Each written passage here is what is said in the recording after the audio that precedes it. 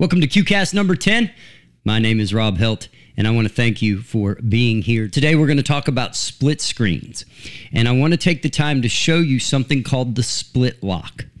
This is something that had to be put into OnCue because as we began to save split screens and call those up, when you move to a new document, you had a step that just really wasn't needed.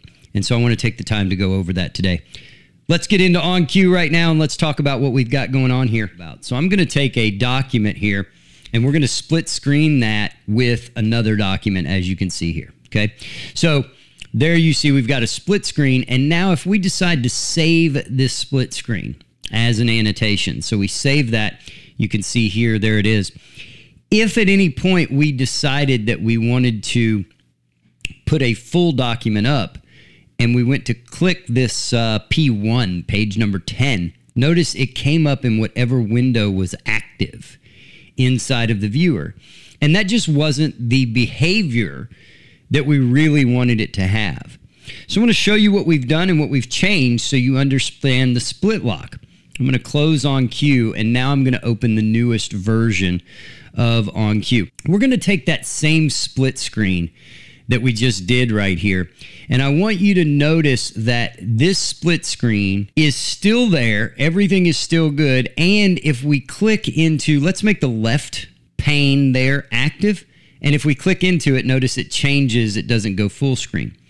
That's why now we have the split lock, and let me show you how that works. Notice that we have this area right here called lock split panes. It will automatically lock for you when you save it as a new annotation. If you save this as a new split screen with a new annotation, it's going to save if this is turned on. But I can go turn this on something that hasn't been done. Now watch, we hit lock split panes. Now you see the lock right here. When you have this lock turned on, this lock will allow you to then watch as we go to a new document, boom.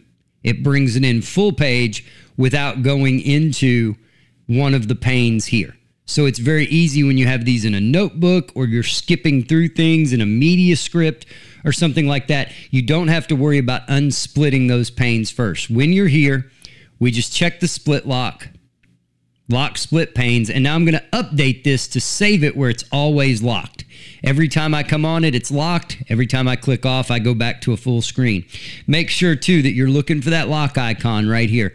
Those four yellow corners right there that look like those handlebar areas, those show you and indicate that this is a locked pane. Now, that doesn't mean that you can't go and alter that pane at any time. See right here, I can go right here and I can change page numbers. I can go to page 15, enter, and that's going to take me to a new page just like that.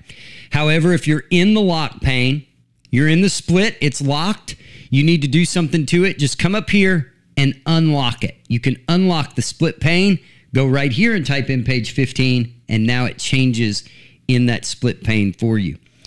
So that's just one of those features that's really good to have if you know about it and if you know that it exists and knowing how to use it. So for everybody at OnCue, I'm Rob Helt. We'll see you next week.